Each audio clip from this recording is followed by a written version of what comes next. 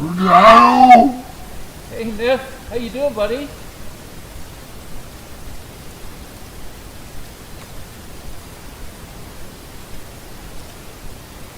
No! Let's do that. Oh!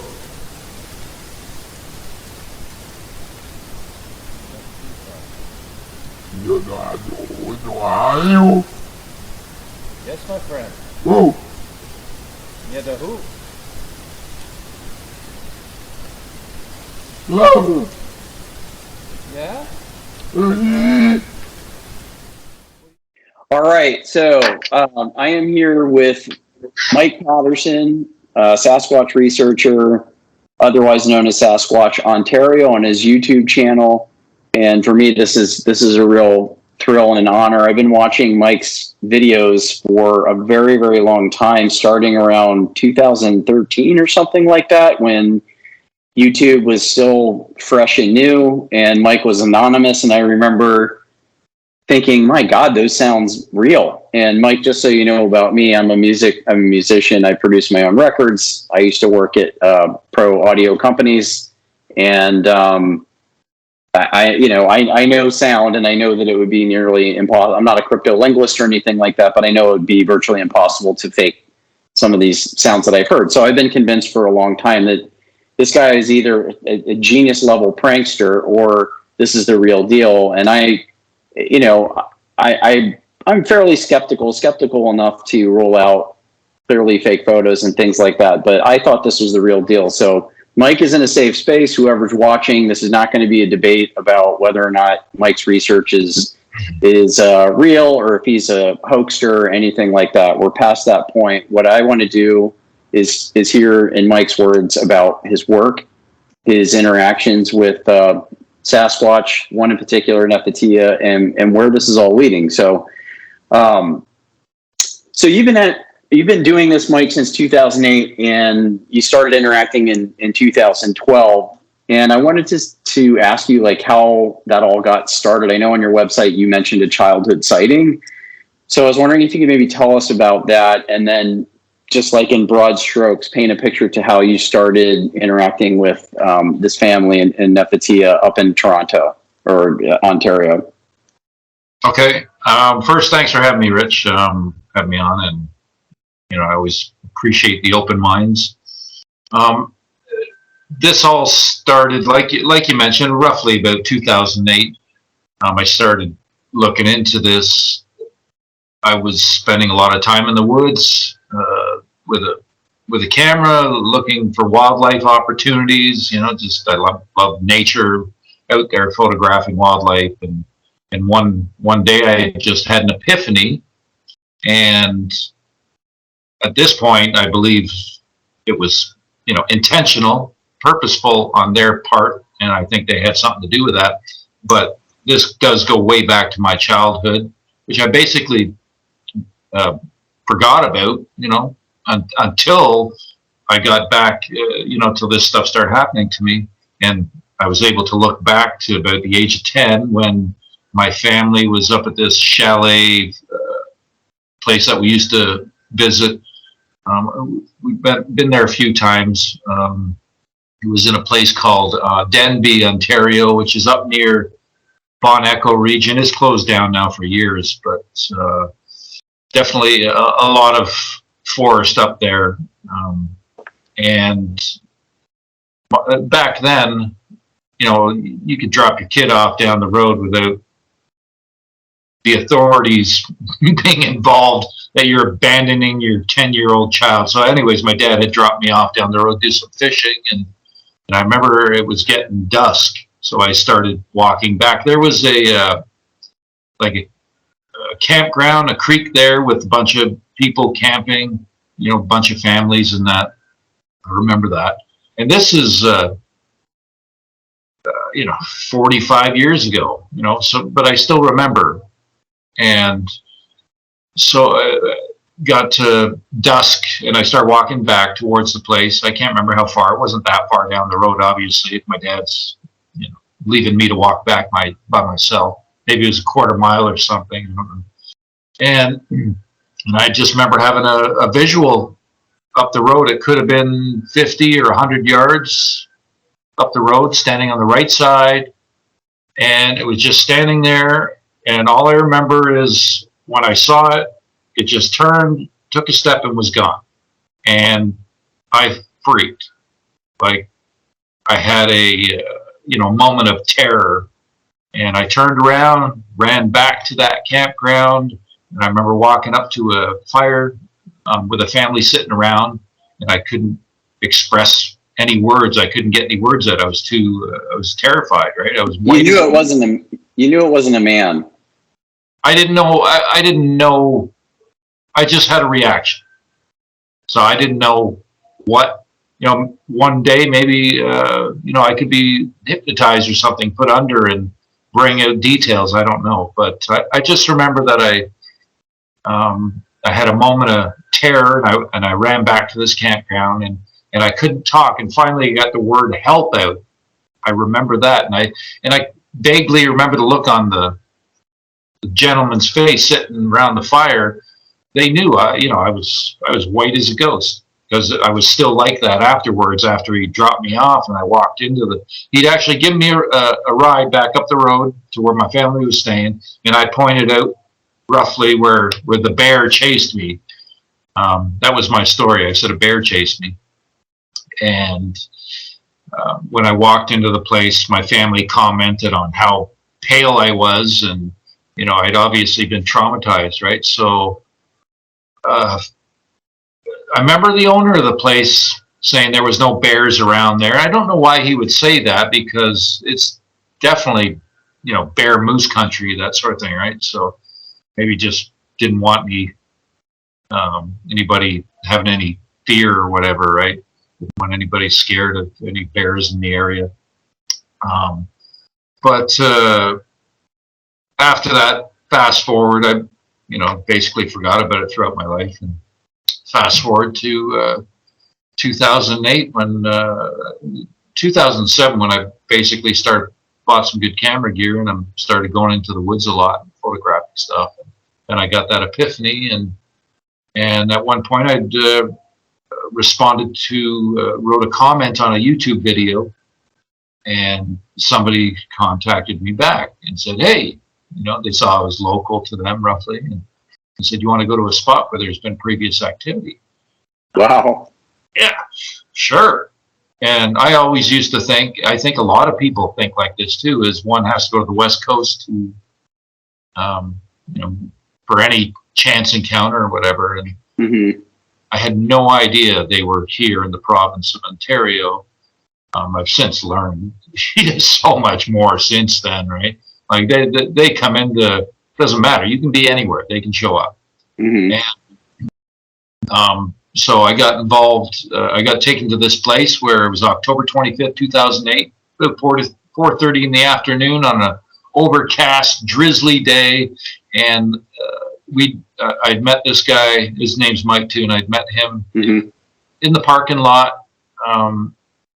It was about noon, and so it was about 4:30 in the afternoon. We're walking trails and banging trees and doing a couple of whoops, and at one point he picks up about a fist-sized rock, walks up to a big pine and smacks it a few times, and then seconds later we hear these just 3 giant guttural whoops, and every bone in my body, I just knew this is it.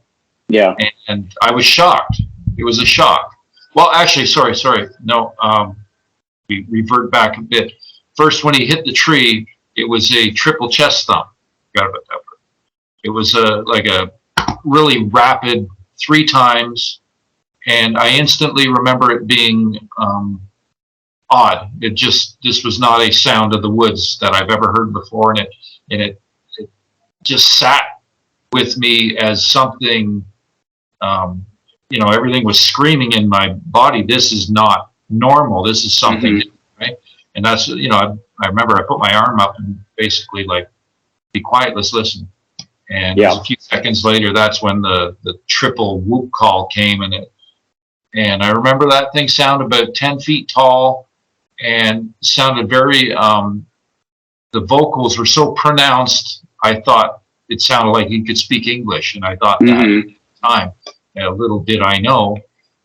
So that basically set me off on my path. Although I had made one previous trip with a good buddy of mine who I rented with for a couple of years and at his home, and he had experienced, he was a skeptic when I moved in, good guy, we have a lot of good laughs and that. By the time I left there, they'd shown him so much that they even walked across the room in front of him inside his home, right? There was a lot of stuff that went on, and by the time I, moved on from there, he was completely convinced. So I'd been camping with him prior to that October incident, and this was up in the Lake Mississauga, up near the Bon Echo region again. And we heard, I'm quite convinced it was Sasquatch, about 8 o'clock in the morning, screaming off in the distance over and over, and it went on for a little while, right? That would have been my very first incident, when this all started up. And then the October 25th close vocal, and that's the moment that basically changed my life and put me where I am today. Amazing. That's quite a journey. And we were talking about audio experiences before this call. It's like you can feel it in your body, vocalizations like that. You know that they're not natural. You know that they're not man-made. I don't know about you, but it's something visceral. It's almost like it's beyond sound. It's almost like a vibration. It feels otherworldly, not a physical feeling either. It's just kind of the sheer force of it. And I'm wondering if you went through something similar, feel something similar, like when you're in their presence and hear things. Well, that first triple guttural whoop was, it filled the forest. It was so massive of a sound. I was stunned. I knew exactly what it was when it happened, but I spent the next 2 weeks in denial, even though it played on my mind from the moment I woke up till the moment I went to sleep, all day long, pretty much every second of the day. And that went on for months, Yeah. Just a really profound effect it has when you hear something like that. But fast forward to all the other stuff that, I've recorded and that. And when that started up, it's just phenomenal. It's mind blowing. And when you're given so much of it, you actually get used to it to a certain level, but it takes a long time, It takes a lot of incidents, because throughout the time of recordings, I was always trying to entice him to I just wanted to hear his voice, right? Mm-hmm. So, I was saying things just to try and entice him to vocalize, because I wanted to hear that voice, because when you hear that in real time up close, especially when it's direct verbal contact, it's really, it alters your life. Yeah. Especially after you exhaust, and I'm sure this happened pretty early on, after you exhaust every sort of earthbound possibility of, is that somebody in the woods with speakers, or, you just try to wrap your mind around it. You probably got past that pretty quickly, I would imagine. Yeah. So just to quote some things I saw on your website, and I'm familiar with from your videos over the years. I've learned that Sasquatch are interdimensional ancient human types that shatter our understanding of reality. I've been given experiences meant to be shared, ongoing encounters that continue to show up in my life. I was just wondering if you could recap for viewers who might not be as familiar with your channel some of those experiences. Well, when I had that October 25th, 2008 incident, I spent the next 4 years frequenting that location and surrounding locations, and had numerous experiences over the years. And at this point, it's almost like I was being trained. Mm-hmm. Because when the situation I'm involved in now, and as I mentioned to you earlier, I was just there last night. So, and it was, as per usual, when I got involved in that situation, and and things just basically started up instantly. That it's been now 10 years of interactions on 100% of the visits, which is basically unheard of. 100%. We used to joke about this, just that there was so much activity going on when we would show up, and that lost its novelty years ago because it just continued. But some of the experiences that have gone on has changed my entire perception of reality. And it's a knowing. It's not a belief. It's not a speculation. When you're given so much contact experience, it's a knowing that they can do certain things. With the invisibility, physical contact has happened so many times. I just ask for it. Doesn't always. I'm not always given it. Like I asked for it last night. It didn't happen. Even though there was other things that happened. But I'll get a poke in the back, or poke in the shoulder. I've been patting the head. I've even had my face covered while sitting in a chair. Yeah. And I'm out in the open. I'm not sitting in the woods. The woods surrounds me, but I'm sitting in a chair on the gravel driveway outside of the cottage, basically. Right. So the stuff that I have witnessed with Sasquatch has basically, as I mentioned, changed my entire perception of reality, because they continually show me that there is a surrounding dimension that they interact from. They can leave a footprint from their, I'm quite confident it's from their invisible state, because when they can give you a physical contact and you feel that, well, then they can push their foot in the snow and leave an impression without being seen. So there's a lot of people still in denial of all this, and you really do have to experience it firsthand to fully grasp and understand that this stuff is real, right? Because there is a lot of people that just completely deny this. I know that some folks have been involved in this subject for literally decades, and that they still deny the interdimensional aspect because they haven't experienced it. Right. But there's been, it's even at a level of written communication, I've had lots of questions answered. So there's been physical contact. There's a lot of apports, marbles being used, objects out of thin air. Just last night, or this morning, there were 2 marbles. We're sitting at the table, having our conversation as usual, just, having a couple beers, talking our stuff. We're cottage owner Dwayne and myself, we're both very awake to what's really going on in this world, and this stuff really exposes that. So while we're sitting there, at one point, and they know where you're focused on at any given moment too, it seems, right?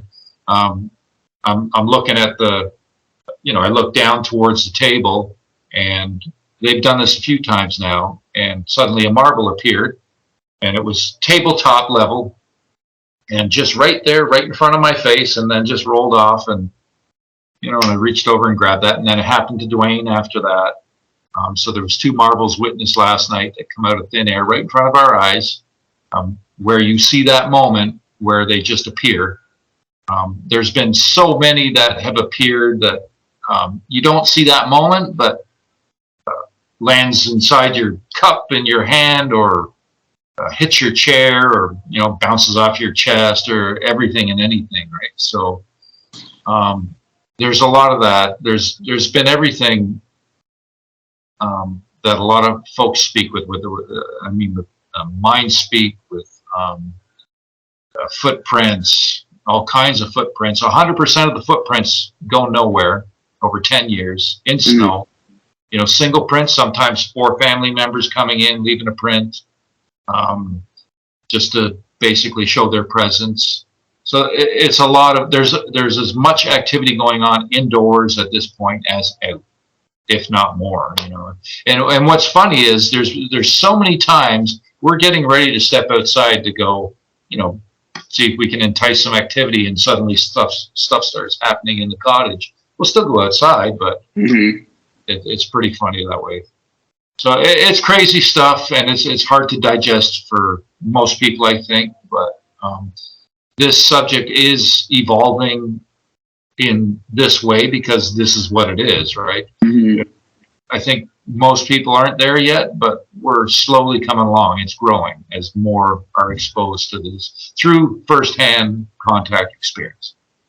That's part of why I wanted to talk to you and why we're having this conversation. I remember you being one of the first people, this is before you kind of revealed your identity. You were not calling yourself Mike Paterson on camera, etc. You were still Sasquatch in Ontario.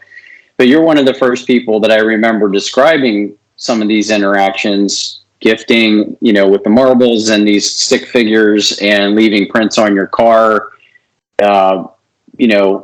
things that were more unusual and not really part of Bigfoot lore, what I would call mainstream research or mainstream lore, like, oh, it's an ape running around, we haven't discovered it yet, a man-like ape or whatever. But it corroborated and aligned with other similar accounts that I had been reading about, I'd say in the early, starting in the mid 2000s or something like that. But you were one of the first people to put these things on camera where it was actually, you were documenting what was happening on a consistent basis. What other ways are they interacting aside from gifting marbles and, leaving these little figures and responding to, you calling out for them, etc.? I know that you've mentioned too that they can appear, somehow inside as well as outside. So I'm just wondering, like, what other forms have their interaction taken? This place I'm living in now, I've been here for a few years, and the second day I moved in, I had some vertical shelf in the corner, the 1, 2, 3, 5 shelves on it. I remember I was unpacking my stuff, and just me and my cat, and I have this mask hanging on the wall from my folks, this nice mask that they bought me when one of their trips up the Amazon River, and really cool looking mask. And so I was unpacking this thing, and I put it on the shelf, just left it there. And there's these beads under the eye, and one of them fell out and it rolled off down the side between the shelf and the wall. And I could see it right there. I couldn't get my finger in there, so I just left it. Right? And the next day, I went to grab that bead out, grab the butter knife just to pop it out, and it wasn't there. What the hell? Where'd this go? I'm looking around, and suddenly the shelf above it, which was about, just below eye level, I guess, it started bouncing. It was an empty shelf. It started bouncing in front of my face. It just appeared out of thin air. So they, hey, Mike, we're here. Second day. My girlfriend and I had an incident out back where I had heard we'd walked out back, it was late at night. Earlier that night, my landlord had told me about hearing some wood knocks. So I said to my girlfriend, Jen, I said, I got to go out back at some point, just out of respect, right? So we went back there, I think it was about 1 a.m, and we're standing back there, and it was pretty windy that night. But this really still stuck out, and suddenly I hear this triple wood knock, which was like a bang, bang, short pause, and a bang, which was something I used to do years back in that place where I had my first experience. So it was interesting that and it was so clear, and I heard it in my left ear. And at this point, I think it was telepathic, right? It was too clear, right? And she didn't hear it. And I'd mentioned it, and then seconds later, I think it was maybe about 6 feet in front of us, roughly. Suddenly, we hear footsteps walking, and there was 3 footsteps, a short pause, then 2 more, and we saw the leaves kicking up. And she got a visual of his form, just walk right in front of us in a basically cloaked form. And I remember seeing the leaves kicking up and hearing the footsteps. And there's been vocals happen here. I've had I do recording here sometimes, and they do show up here. It's periodic, the activity, right? It's not something that happens all the time. It's I have no control over it. Any of us who have this going on, I don't think anyone has control over it. It's always on their dime, their choice, when they choose to show up. And they show their presence in many different ways, and I find them to be like fleeting moments. It's like suddenly something happens that's just crazy, and then it's over. Right. Well, you said something interesting that I'm reading Ron Moorhead's books right now, and I've known about him for a while. And something you just said actually keys into his experiences in the Sierra Mountains when he recorded the Sierra sounds, and that's that they like to be in control. They need to initiate things. And what you just said kind of jives with that they kind of interact on their terms very much so. Yeah. I'm wondering, from your perspective, do you have a view on why they might not, they obviously trust, excuse me, they obviously trust you. They probably grew to trust somebody like Ron to interact with somebody more than once and to continue that. And I'm wondering if you feel like they intuit intention and choose people to reveal themselves to and interact with. That's kind of the first part. And the second part is, why don't they just come out and say what they want, who they are, why they're talking to you at all? Is it because they can't? Is it because they kind of like you, but they want to remain hidden? I'm just curious if you have a thought behind that sort of the mystery behind the interactions. Like, they're going on and we continue to interact with this person, but we're not going to directly communicate with them, tell them what they want or tell them what we want or whatever. I don't know if that makes sense. But, no, I understand that. Sorry, the first part though, because it was a two-part. yes. I missed the first part there. The first part was just about they interact on their terms, and the second part was, I'm wondering why they choose to not communicate more directly about their intentions and the purpose of those interactions. I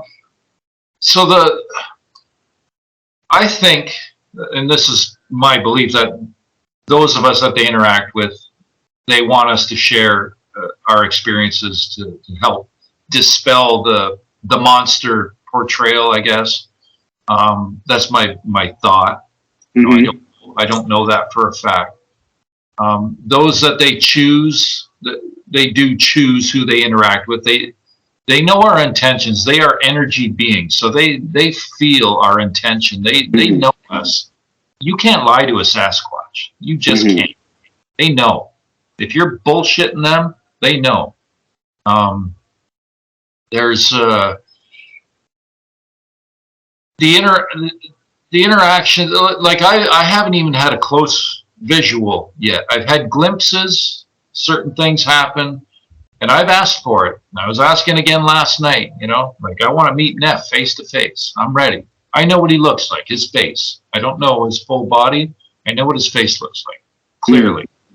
And, they leave it blank. They haven't answered that, right? They won't, I don't know why. I believe part of it is that there is, what they've conveyed, there are people with nefarious intent towards them, which I think are military or globalists that want them wiped out. They want them eradicated. They are a threat because they know, from what I've gathered, they know what goes on behind closed doors.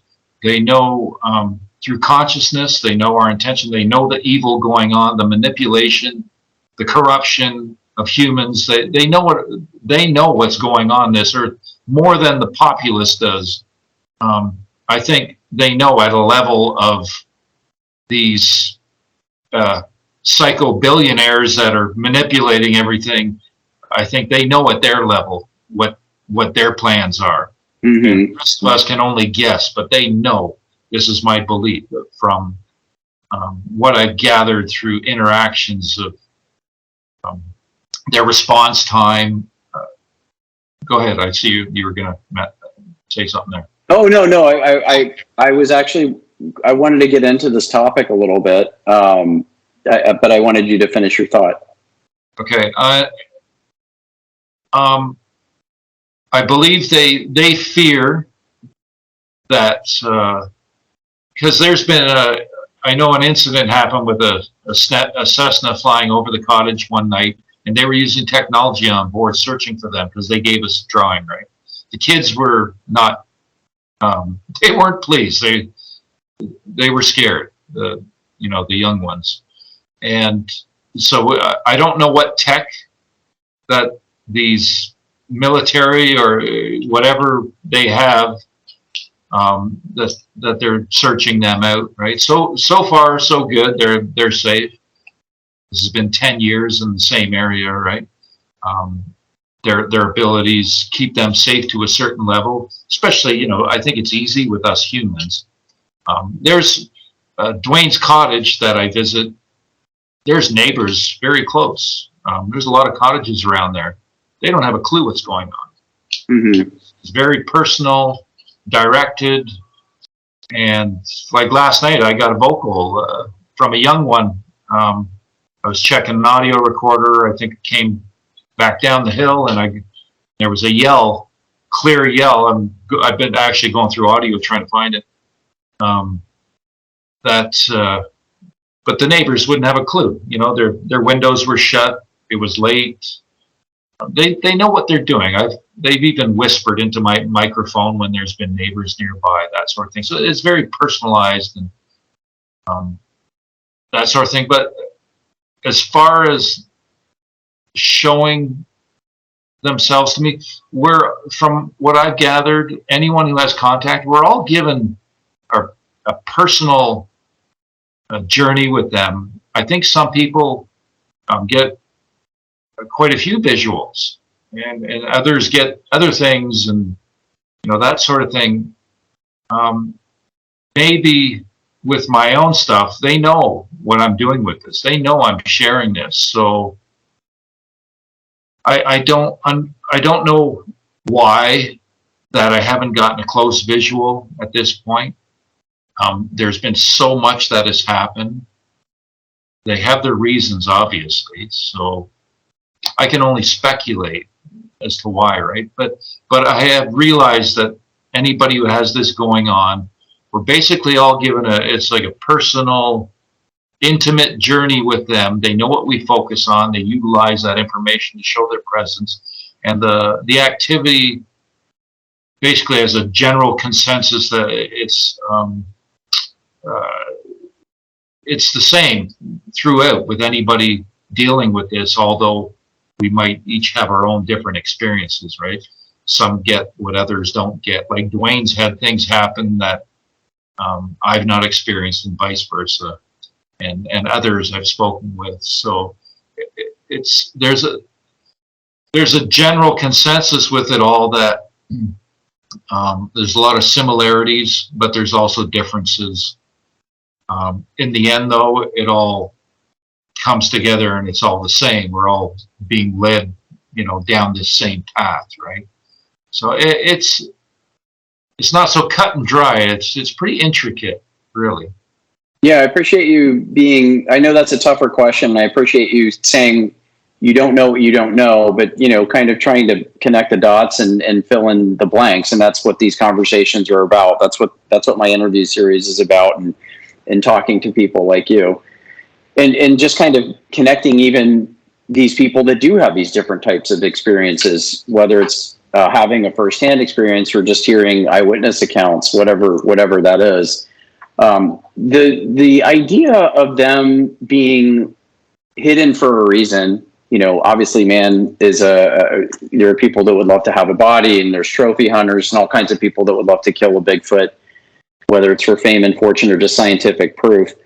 A theme of your videos over the years is basically what you just spoke to about the government. I remember at one point I think you said, in even in this interview, you had a helicopter tracking you.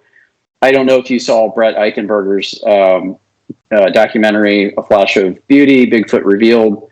Your friend Sonia is in that. But I wanted to talk about, you did see it. No, I didn't know that. I haven't seen that yet. So Yeah, it's a great documentary. I highly recommend it. My interview with Brett, I posted last week. I think you might find it very interesting, but he features a Army Black Ops type of person in the documentary that talks about how his unit apparently went out and assassinated 4 rogue or aggressive Sasquatch. And we talked a little bit about, I was on the fence about believing this person's story in particular. Everybody else in the documentary is a very credible documentary. Brett's a very credible filmmaker, but this person didn't show their face. They were, cloaked in anonymity, right? And so I had questioned the military's ability to even, not just track a Sasquatch, but kill one. And here's this Army guy saying that, they did. And they took the bodies back for autopsy to this military base. Brett 100% says his story is real and gave me reasons why he feels that way. He couldn't tell me much more about this person than revealed in the documentary, but he did give me some more information, which was very interesting. But I'm just wondering, what would the military want? You've talked about the globalists. You've talked about the military. Is there an agenda to eradicate the Sasquatch? Are they a threat to the military-industrial complex? Brett talks about, the film talks about them being a threat to the economy and things like that. So, what is going on in terms of, if the government knows about them, is it is the program just like, we should wipe them out whenever we find one?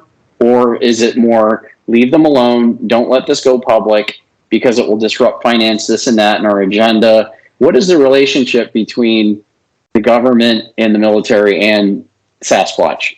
And if you need to speculate, I wouldn't think you have a definitive answer on this, but I'm very interested in your opinion on that. Yeah, it's a lot of speculation, but what's going on right now, this isn't speculation. There's an agenda to. There's a lot of people dying right now from these jabs, and there is an agenda to depopulate and control at a level that is just complete surveillance. And the Sasquatch, contact with Sasquatch, it changes the game. It really exposes that our reality is not as we've been manipulated to believe. It's so much more. And they show us that. They show us that through contact, that things are much different, than, as I just mentioned, we're being led to believe. So they are a threat to both expanding human consciousness. There is a war on human consciousness, and Sasquatch contact expands human consciousness, which goes against everything that, once you're opened up to this, you are non-controllable. I cannot be controlled at this point. I see manipulation right through it, left, right, and center. You try and manipulate me, I'm gonna jump down your throat pretty quick. I can see it like that, right? Their understanding of consciousness, it just changes the whole paradigm of our reality.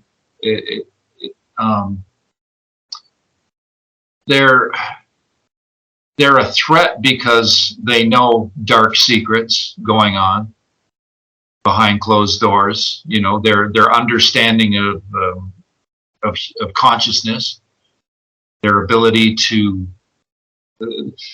their reaction time is so fast, which I've noticed over and over and over the years. Like some things, it's like, how the hell did you respond instantaneously? Or I have a thought and suddenly something happens pertaining to that thought. And it's been like, one instance was I was sitting in the chair outside, I had my hands clasped in my lap. It was dark, and I didn't say anything. Dwayne's sitting in a chair, not far from me, and I didn't say anything. I just put an image of a marble dropping into my hand. I put an image in my mind, and that happened so quick. I don't even think the image was out of my mind yet before that marble was in my hand. So their timing is impeccable. They're just, it's the military, I can understand, would be all over this stuff. Right. Invisible soldiers, how do they do what they do, right? I'm sure they'd want to know that, because they could utilize that to an extreme on a very negative level. But which also brings me to certain things about DNA and that, which at this point, I don't want to submit anything. I don't want them knowing anything. At this point, this whole system is completely manipulated. It's completely corrupt in every aspect, every angle, government, military. It's just a shit show. We live in a very evil, manipulated existence at this point. It's really being exposed at this point, right? So this is also, I'm convinced that why there is a lot more sightings and interactions going on and people being exposed to this stuff, because they are in the midst of a reveal. They want to help us. They do want humans to wake up. They haven't told me this. They have given me the experience of Soon Your People Will Know, which showed me that this is a reveal, definitely not a discovery. You know, we got one anthropologist, basically, Meldrum, who sits on the fence, does nothing to progress this. He's just, he's propped up as some expert. This guy knows nothing. He knows they exist. I've dealt with him a little bit personally and shared some stuff, and I just shot down. I was ridiculed and mocked. And after that, I thought, you want to play that game? I've learned more than Meldrum in one visit than he has in his entire career. A lot of people might take offense to that. I don't care at this point.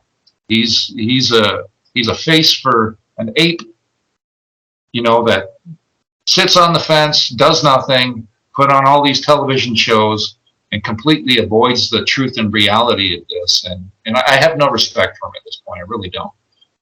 I think there's a wide chasm between those in academia. I have to give him some credit for at least being in academia and stepping forward and even admitting that he entertains the possibility of Bigfoot's existence, right? But I think there's a chasm between a trained academic and classical science as we understand it, and then quantum physics and these other realms that, blow open wide the doors of perception and experience as you're going through. And I think that gulf is I wouldn't count on today's classical scientists or academics to really assist in pushing that forward.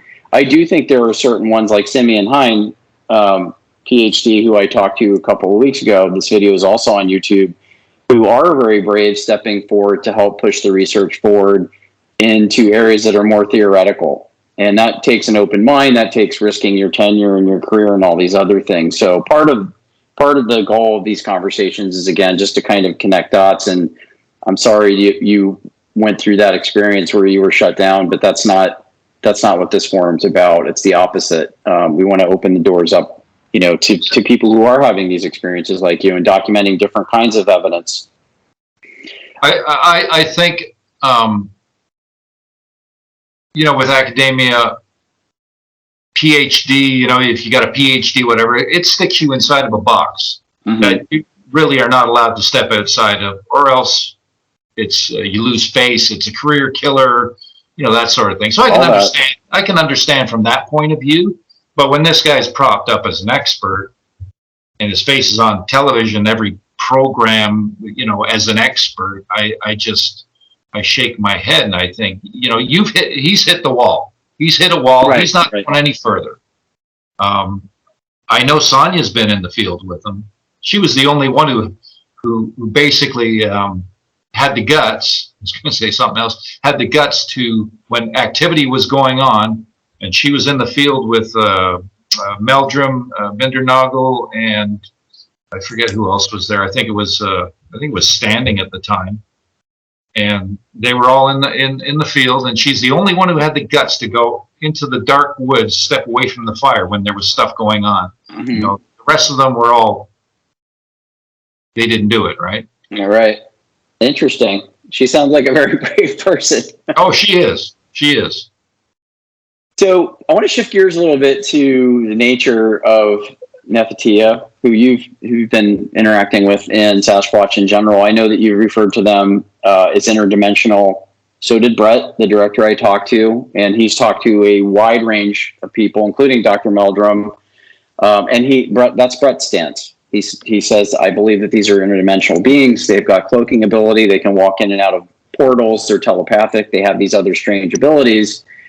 I wanted to ask from your perspective, what does that mean? If it's interdimensional, I'm sure that, again, I've talked to Simeon. He's got his own theories that he outlines in his book, Dark Matter Monsters. Ron Moorhead, I'm halfway through his Quantum Bigfoot book. I know the natives used to say, or they said, they literally walk between worlds. And I'm wondering, like, what does that mean to you that they're interdimensional, that they spend time in one dimension and then come over here when they need food? Or what is their activity? What does that mean? Okay, first of all, I know their invisibility through physical contact. And it's been many incidents. It used to happen outside, and that was it, outside all the time, right? And until one day I said, hey, you guys, you always, pat the shoulder, whatever. This always happens outside. Can you do it indoors? And they did. I think it was that night. And that's happened since. Once you experience one thing with them, it's a constant, it's like a baby step progression. So anyways, that gave me their understanding of invisibility. When I started using the interdimensional term, it was because visits at home, or when this first started, I basically lived in Toronto, just in the West End. And when I would come home from visits, the activity would follow me.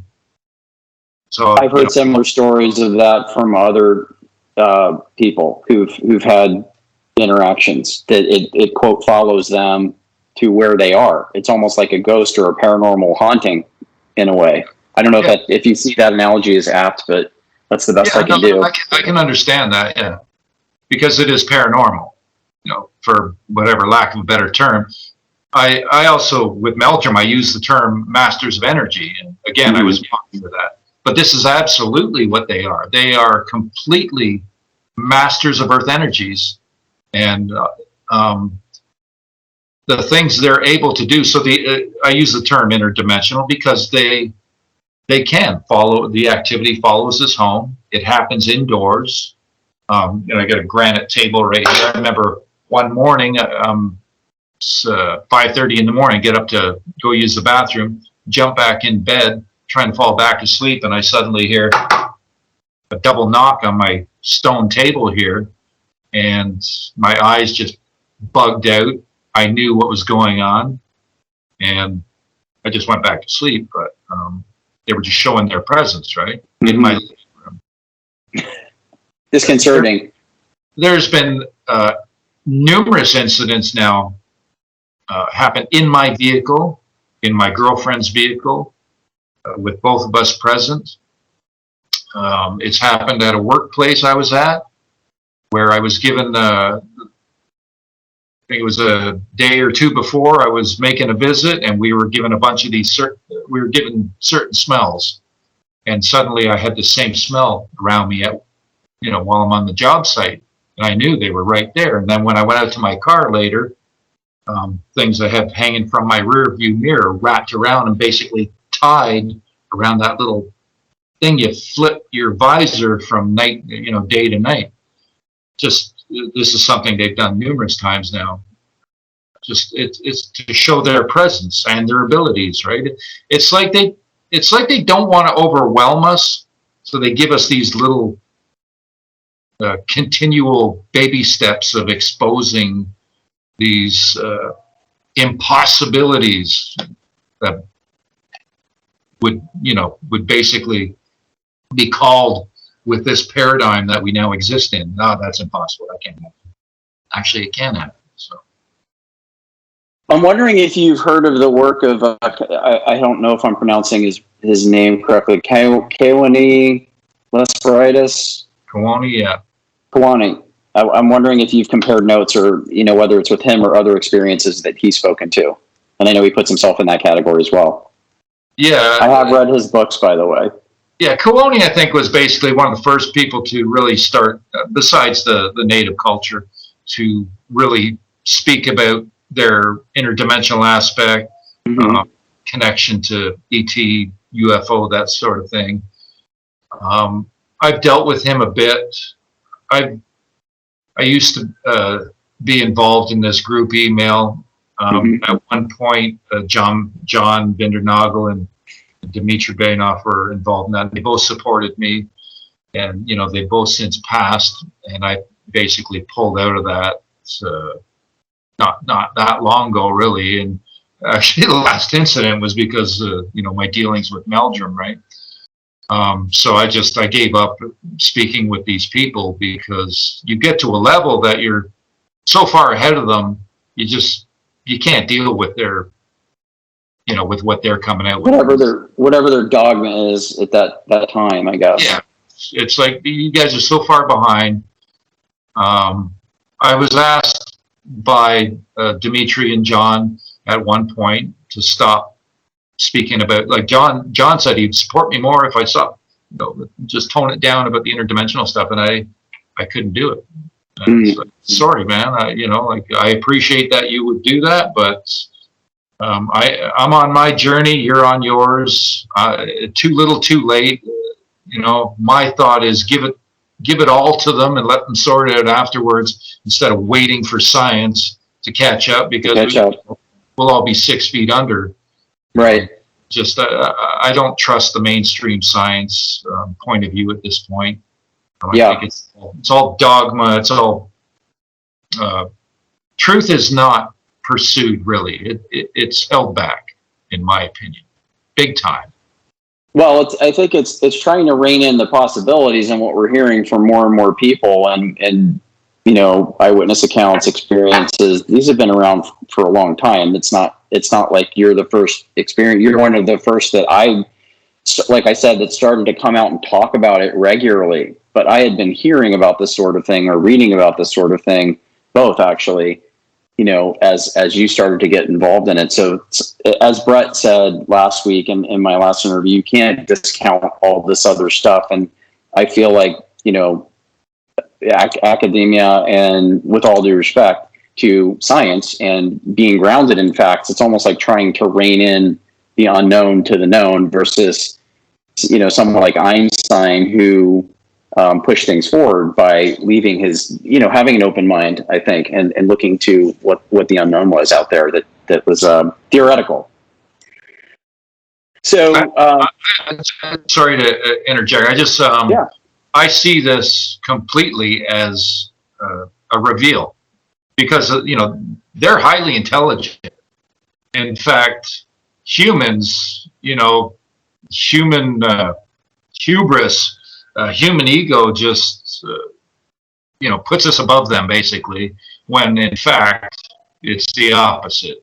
They are so evolved in their consciousness, their understanding of energy, and love, and they got it down. They got to figure it out. They are so far evolved past us, but humans are judgmental. We're behind. Yeah, we're behind. We went the technology way, but that's coming from a very dark source. The industrial complex there. So the Sasquatch, they're very subtle yet very blatant. Baby step. They got the patience of a rock. They choose who they reveal to, and it's a long-term process. Like, this is 10 years for me now with Neff's family, and I still feel like I'm so far from pinnacle, I guess, of some sort of thing, even though they've given so much over the years. But I still feel like you want all the answers. Missing. Yeah. I'm wondering if I know I've mentioned Ron Moorhead a few times. I'm wondering if you've ever talked to him or compared notes with him, since he has some very, very interesting ideas. I know that Simeon and Ron, they've done an interview, and before I talked to Simeon, I watched that interview. And, like yourself, I feel like Ron has a lot of great ideas about what might be going on. I'm just wondering if you've ever connected. I haven't really delved into a personal conversation with Ron. I've been attacked by so many around him, including Scott Nelson. Ron's the only one I still have really any respect for at this point, because he's kept his mouth shut, because he's experienced this stuff. And I guess he's seen enough of mine. But also, he knows Sonia, and Sonia's told him, no, Mike's the real deal, because she's experienced it, right? So whether that has anything to do with it, but he's I've not really had a conversation with him. I briefly met him. I think he just reserves his thoughts on my situation, because there's been things that have happened that may put things into question. But at the same time, there's so much showing that aligns with what he knows. Right. So I think he just stays reserved and keeps his mouth shut about me, right? He seems like a diplomatic, classy person from what I know about him. I've seen him in many documentaries, and seems very grounded. I hope to actually talk to him as part of this series as well. I'm wondering how these experiences have changed your life. Like, I'm sure they've changed your life. You went from being anonymous to now you're posting this, you've got a website, we know your name, that sort of thing. I was always fascinated when you were anonymous about who you were. So I was just wondering if you could tell us a little bit about, like, I used to be this guy, now this is the focus of my life and I do X, Y, and Z. Just so people could, we can get a sense more about you as a person. I'm just, I'm a down to earth. I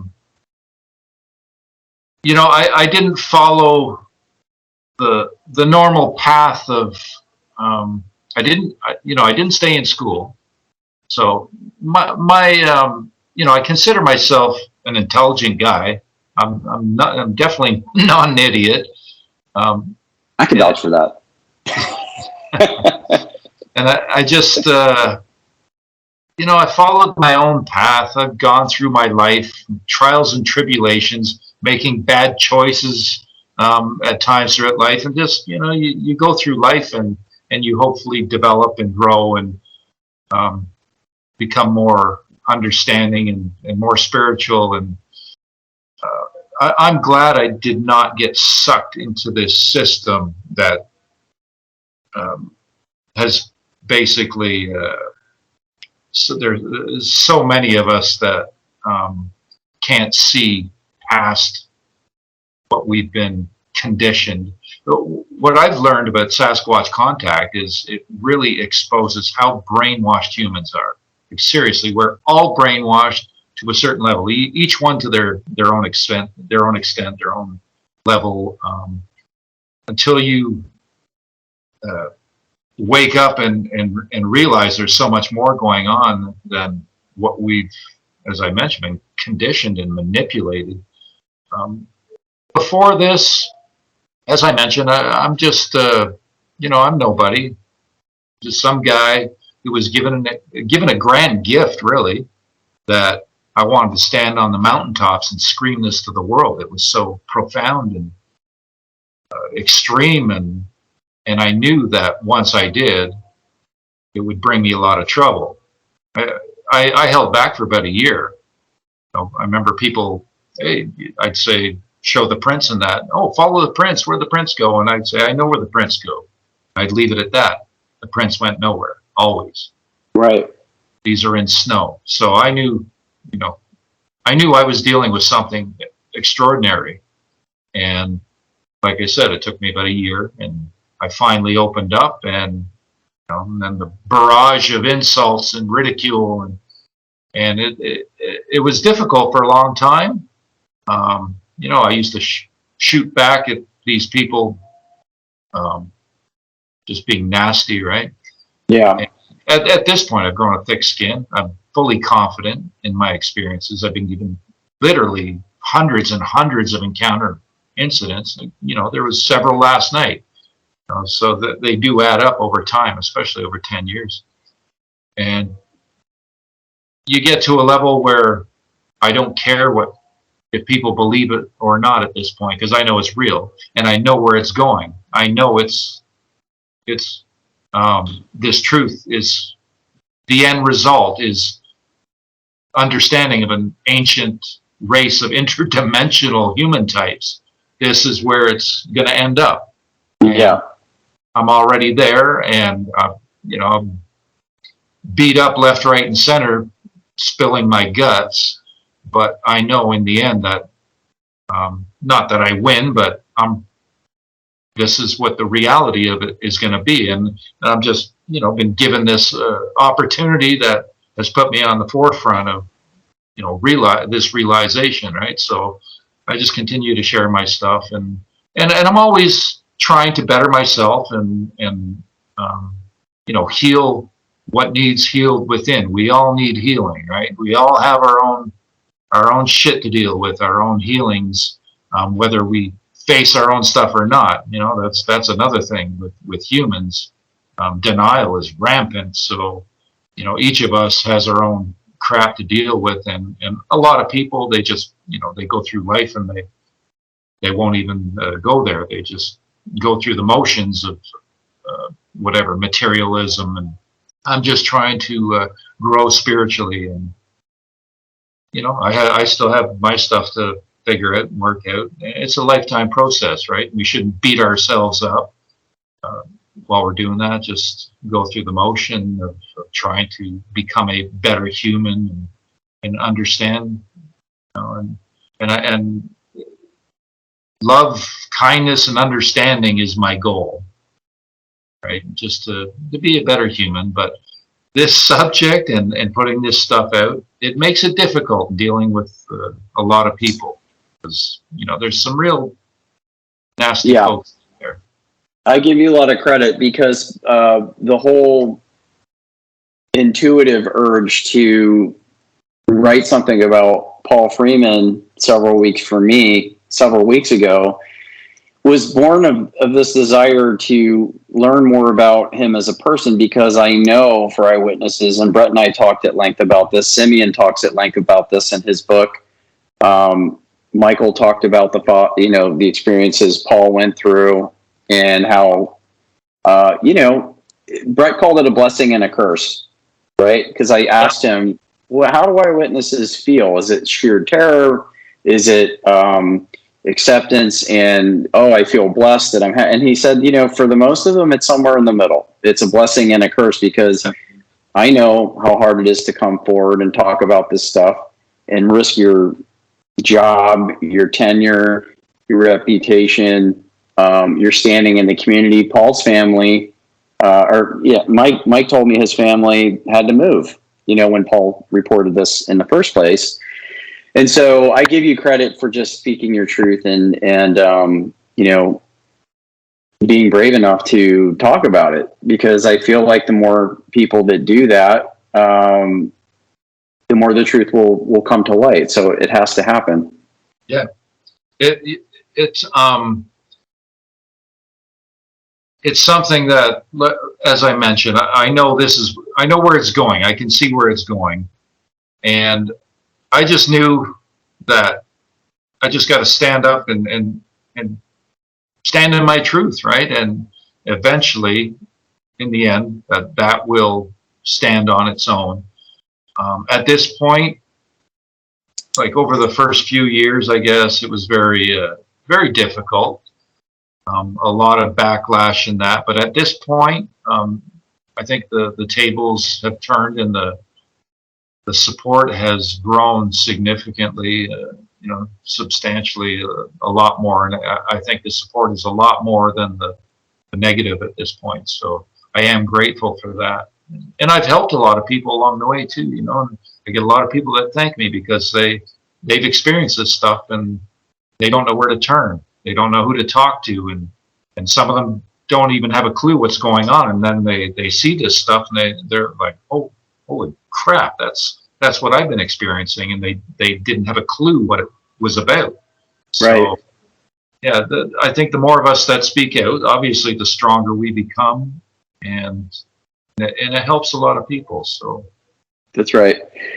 Actually, that leads to what will be my final question here. Where do you see all this going, and when? Are we talking about full disclosure? I know that, in my interviews, I've talked with others about the UAP or UFO topic being the door being kicked in pretty hard with the Navy reveal the Tic Tac footage, and the government pretty much acknowledging we don't know what this is, without saying they're aliens from another dimension or whatever. They stopped short of that, but it's pretty strong acknowledgement after years of deliberate attempts to humiliate witnesses and cover things up. So I'm just wondering, where do you see this going? What's that going to look like, and what's that going to mean for humanity?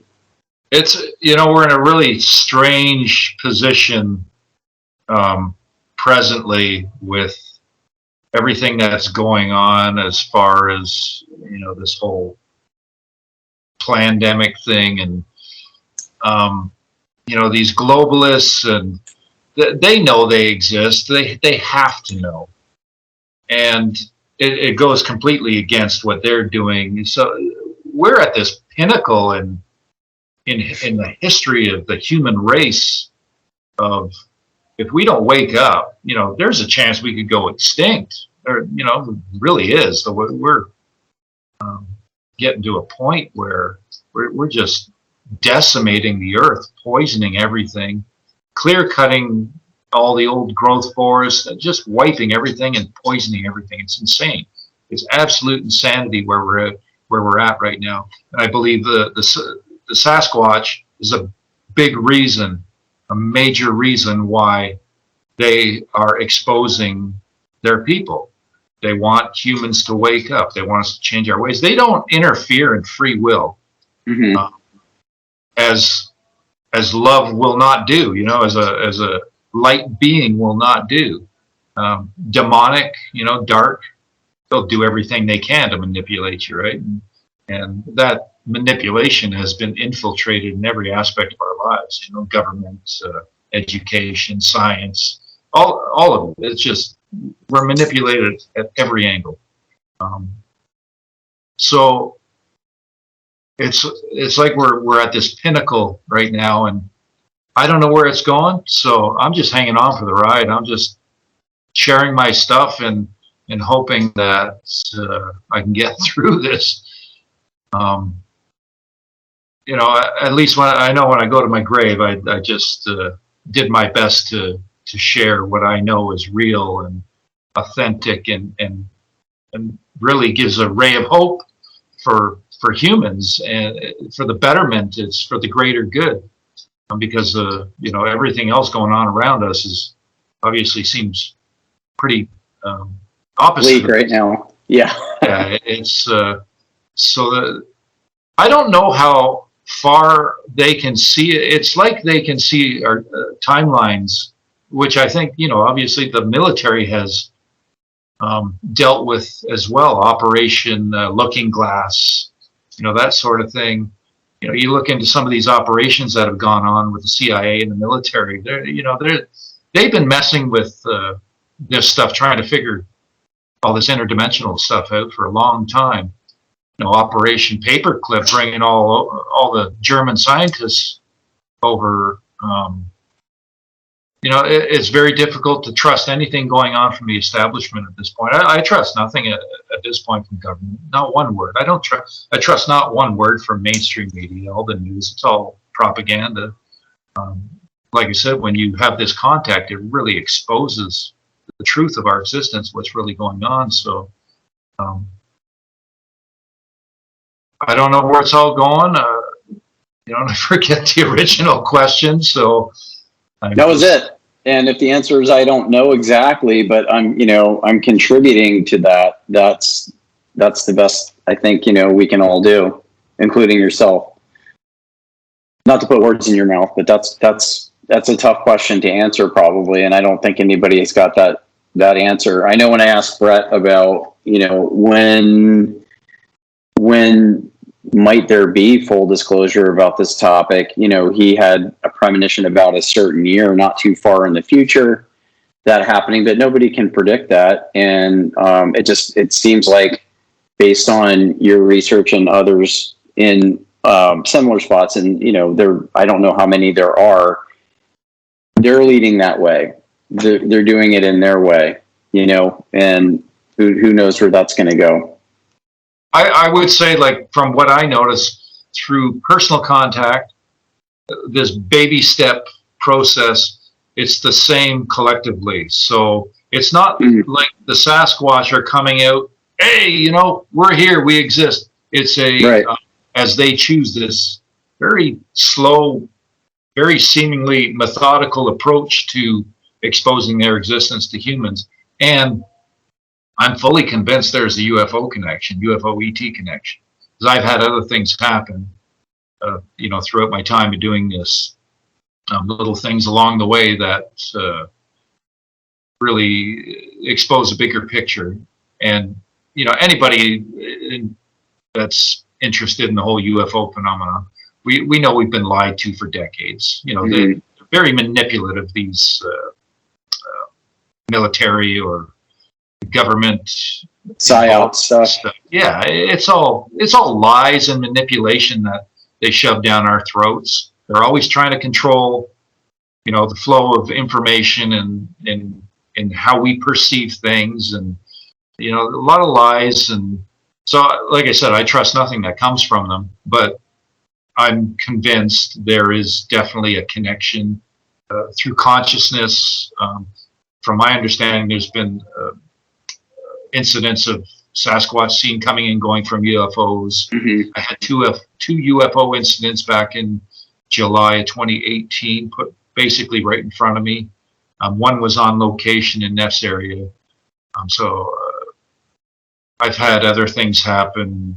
I guess contact dreams, that sort of thing. It kind of connects things. And so I think there's a much bigger picture going on here. We're dealing with a UFO phenomena that is extraterrestrial, and we're dealing with a Sasquatch phenomena that is terrestrial, but both, I believe, are fully connected, among other things that we still don't know about.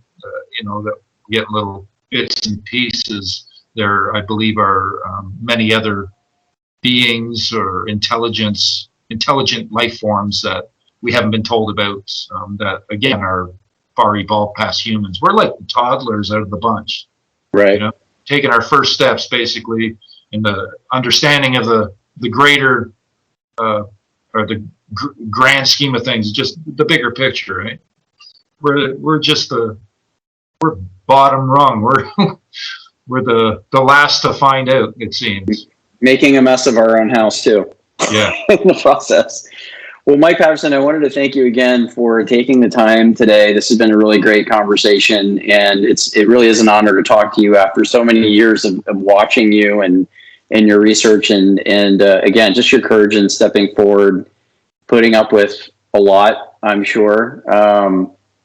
So again, thanks for your time, and for everybody watching, subscribe to Mike's channel, Sasquatch Ontario. It's been going for a long time, and fascinating audio, and Mike's journey is very well documented throughout the years. So check that out. Mike, thanks again. I really appreciate your time.